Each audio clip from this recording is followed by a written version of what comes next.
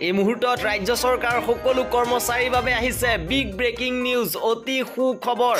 এবাৰ দৰমহা সম্পৰ্কত আহিছে ডাঙৰ আপডেট অসম চৰকাৰৰ সকলো কৰ্মচাৰীৰ বাবে আহিছে সুখবৰ অসম চৰকাৰৰ কৰ্মচাৰী তথা পেঞ্চনাৰ সকলে এই তাৰিখে লাভ কৰিব বৰ্ধিত ডিএ আৰু ডিআৰৰ ধন এবাৰ লাভ কৰিব কিমান শতাংশকৈ মৰগিয়া বানজ কিছুদিন পূৰ্বে কেন্দ্ৰীয় চৰকাৰ কৰ্মচাৰীসকলৰ বাবেও পুনৰ ডিএ বৃদ্ধি কৰা হয় এবাৰ কেন্দ্ৰীয় কেবিনেটে জুলাই মাহৰ পৰা ডিএ 4% বৃদ্ধিৰ অনুমোদন জনাইছিল এই শেহতীয়া বৃদ্ধিৰ হৈতে কেন্দ্ৰীয় চৰকাৰ কৰ্মচাৰীয়ে ডিএ 42%ৰ পৰা বৰ্তমান 46%লৈ বৃদ্ধি পাইছিল ইয়াৰ মাজতে আহিছে গুৰুত্বপূৰ্ণ খবৰ যে কেন্দ্ৰীয় চৰকাৰৰ দৰে ৰাজ্য চৰকাৰে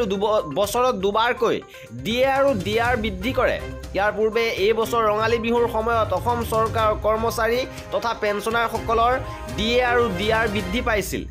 মুখ্যমন্ত্ৰী ডক্টৰ হিমন্ত বিশ্ব শৰ্মা নেতৃত্বাধীন চৰকাৰ অনুমোদন মৰ্মে তেতিয়া মৰগিয়া বানজ 38%ৰ পৰা 42% কৰা হৈছিল আৰু এই বছৰ যেহেতু 4% ডিএ বৃদ্ধি কৰিছে কিছুদিন পূৰ্বে ৰাজ্য চৰকাৰ কেবিনেটত এই সম্পৰ্কত সিদ্ধান্ত লৈছিল আৰু মন্ত্ৰী জয়ন্ত মল্ল বৰুৱাই সংবাদ মাধ্যমক সম্বোধন কৰিছিল আৰু কেবিনেটে লোৱা এই সিদ্ধান্তৰ বিষয়ে অৱগত কৰিছিল মন্ত্ৰীগৰাকীয়ে কৈছিল যে কেবিনেট বৈঠকত চৰকাৰী কৰ্মচাৰীসকলৰ মৰগিয়া বানজ কেন্দ্ৰীয় চৰকাৰ সমাহাৰত 4% বৃদ্ধি কৰাৰ সিদ্ধান্ত লোৱা হৈছে আৰু ইয়াৰ লগে লগে এই হাৰ 42%ৰ পৰা বৃদ্ধি হৈ 46% হৈছে মন্ত্ৰী জয়ন্ত মল্ল বৰুৱাই তেতিয়াই কৈছিল যে ডিসেম্বৰৰ 1 তাৰিখৰ পৰা এই বৃদ্ধি কাৰ্যকৰী কৰা হ'ব আৰু আগন্তুক বৰ্ষ অৰ্থাৎ 2024 চনৰ জানুৱাৰী আৰু এপ্ৰিলত দুটা কিস্তিত প্ৰদান কৰা হ'ব এই ধন আৰু শেহতীয়া খবৰ অনুসৰি আগন্তুক মাঘ বিহুৰ পূৰ্বে অৰ্থাৎ 2024 চনৰ জানুৱাৰীৰ প্ৰথম সপ্তাহত পাব লগা দৰমহাতে